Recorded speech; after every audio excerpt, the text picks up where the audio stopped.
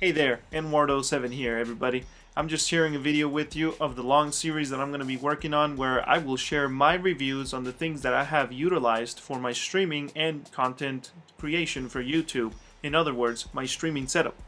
If you have any of these products or a similar one, let me know in the comments what you think of the product, and if you have any questions about the products related to the video, just hit me up in the comments or send it my way on the social media networks, which are under Nward07. I'll start with sharing my personal experience with the LG 55-inch model SJ85, or also known as the SJ8500 from 2017.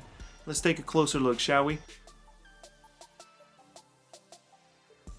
This TV is from the mid-range level of TVs from LG, the highest being the OLED LG TV. This TV is an LED with 4K and compatibility with the HDR10 format, which is utilized by mostly, if not all, video games on the consoles, at least the PlayStation 4 and the Xbox One. It also comes compatible with Dolby Vision HDR, which is mostly utilized for movies. So as you can tell, this TV will cover all of your HDR necessities. Except, I do have to warn you, you won't be able to tell quite well in the video, but the HDR, when it's engaged in game mode, it does tone down the brightness quite a bit, and that is due to LG's way of handling the HDR on this TV. It is much lower than the standard level, which is a shame because colors on this TV are great. When it comes to blacks, this ain't no OLED. It's not going to be great, but it's not going to be bad. The contrast levels are decent in all the modes that I've tried. This TV though does come with the great operating system WebOS 3.5, which some of you will recall was firstly used on the Palm Pre back in the iPhone original days. The phone did die, but LG did buy the operating system and installed it and uses it on all of their LG smart TVs. The navigation system's controlled through a control remote, and I like to use it. Its form factor is good. I like the buttons. It uses sensors for motion and aiming and, controller things.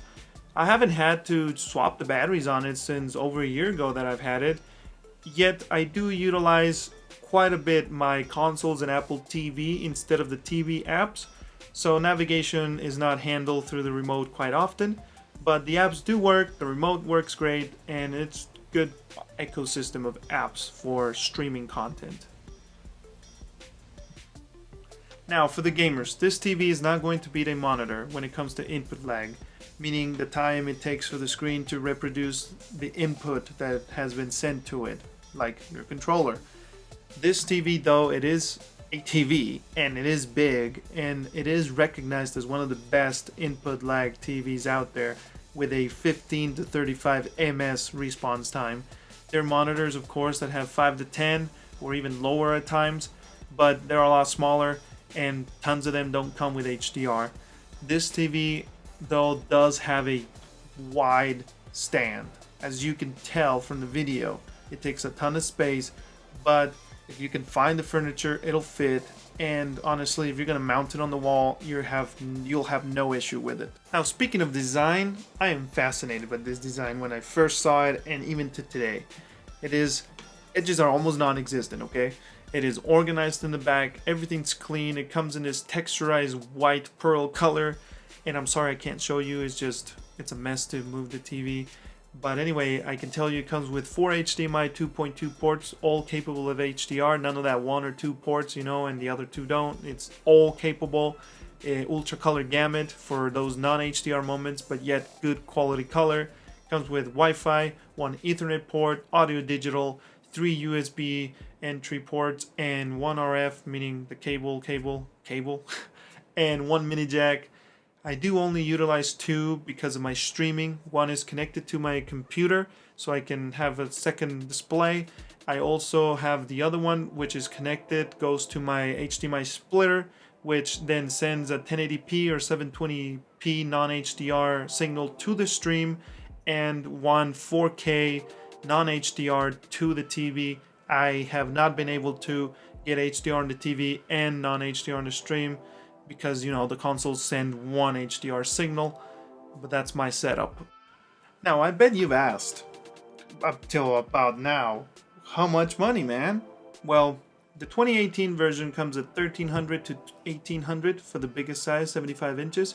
And it comes with Alexa, better blacks for contrast and better lighting system, better sound. And I forgot to tell you guys, the actual TV comes with its speakers, of course, and they're decent. You're not gonna have soundbar if you want the best. Like, you're gonna need the soundbar.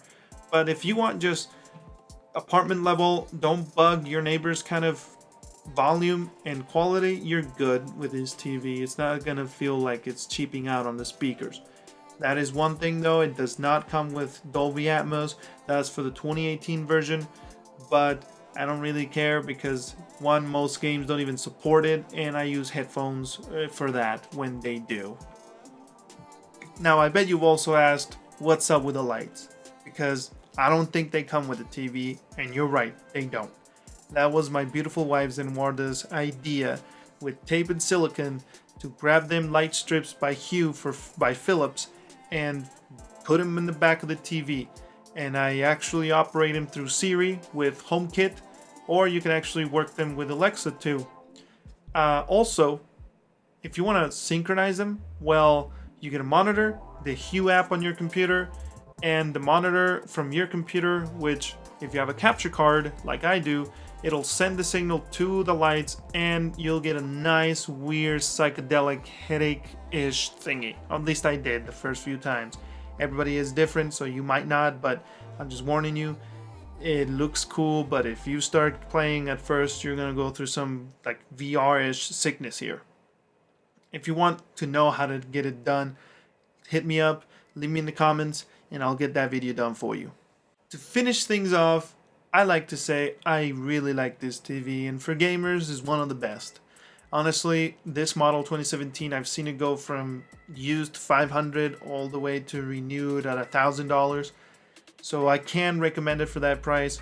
I think that, at least for me, I'm gonna upgrade to an OLED eventually with or a monitor with lesser of input lag, but let's be honest, the consoles right now, I wouldn't really utilize it, so I'm gonna wait till the new generation comes out, and then I'll probably go for sure OLED and maybe a monitor. But if you want to hear more, just hit me up. Anyway, you want to see more, let me know in the comments or in the social medias at nwardo7. I do streaming on Twitch. You're welcome to come and say what's up. Tuesday and Thursdays in English. And by the way, thanks for your time, and remember, let's keep it tight.